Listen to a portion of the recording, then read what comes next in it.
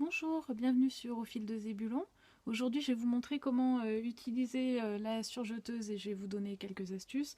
Et on va assembler ensemble une courbe assez prononcée. Je vais vous montrer comment je procède. Donc, j'ai une robe avec un empiècement. Donc là, ça va être facile parce que j'ai deux couleurs bien distinctes.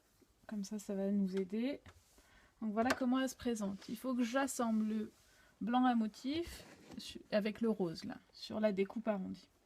Donc dans un premier temps, je repère mes milieux devant.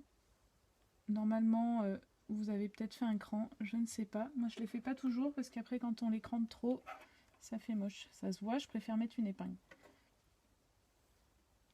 Mon milieu, il est là. Je vais venir endroit contre endroit épingler le milieu sur le milieu. Je sors l'épingle pour voir ce que je fais.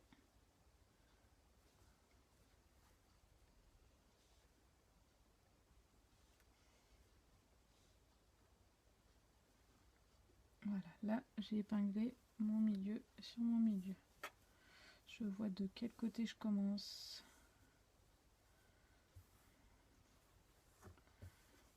Donc, je vais commencer de ce côté. En fait, vous suivez votre assemblage, mais à l'envers, pour voir où vous commencez. Et bien, c'est pas de ce côté, c'est de l'autre. Donc, vous repartez du milieu. En fait, je repars du milieu, c'est pour éviter de tourner mon tissu si jamais j'ai pas bien regardé. Comme ça, je suis sûre, je suis bien à plat. Je vais vérifier ma longueur, parce que là j'ai un petit doute. Donc sans tirer. Et bien non, ça correspond. Donc là vous êtes bien bord à bord. Si vous avez besoin, vous épinglez avant d'assembler. L'épingle la plus importante, c'est celle du milieu devant sur le milieu devant. Et si vous faites un dos, c'est pareil sur le milieu dos. Donc vous allumez la machine. Je vérifie mon point, la longueur de point, et qu'il soit bien serré partout.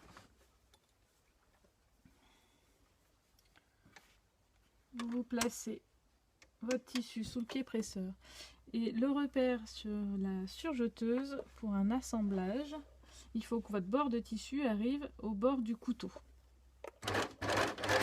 Et vous assemblez. Alors, il faut veiller à ce que votre assemblage ne fasse pas des grosses vagues, sinon il va falloir apprendre à utiliser le différentiel. Je vous montrerai sans doute tout ça dans une autre vidéo.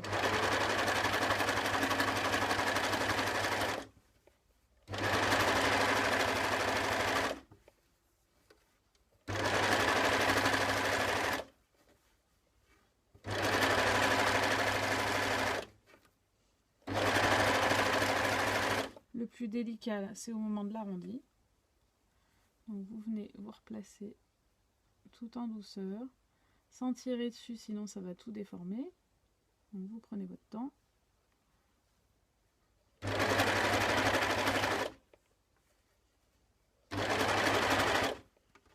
Vous placez bien votre tissu en dessous, que ça ne fasse pas un vilain pli. Vous le sentez au doigt. Si c'est le cas, vous le décalez.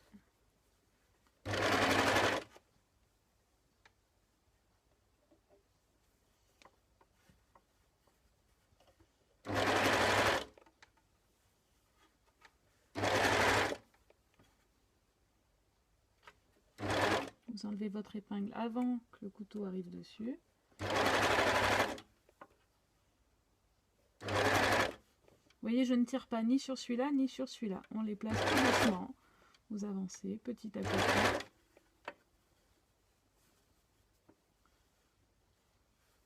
Alors là, je vais avoir un petit pli.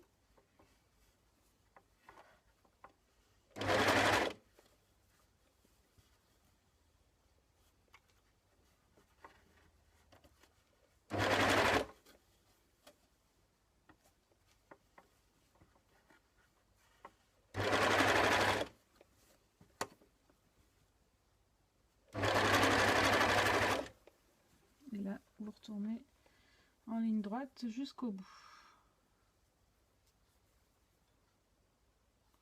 mets 2 pièces bord à bord pour vérifier que ça c'est pas détendu.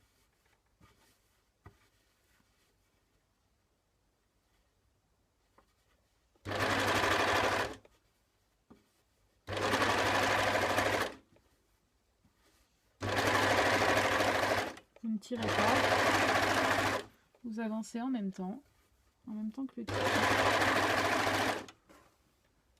Parce que si vous tirez dessus, ça va tout déformer et c'est là que ça va faire des coutures qui vont vriller, ça va être très moche.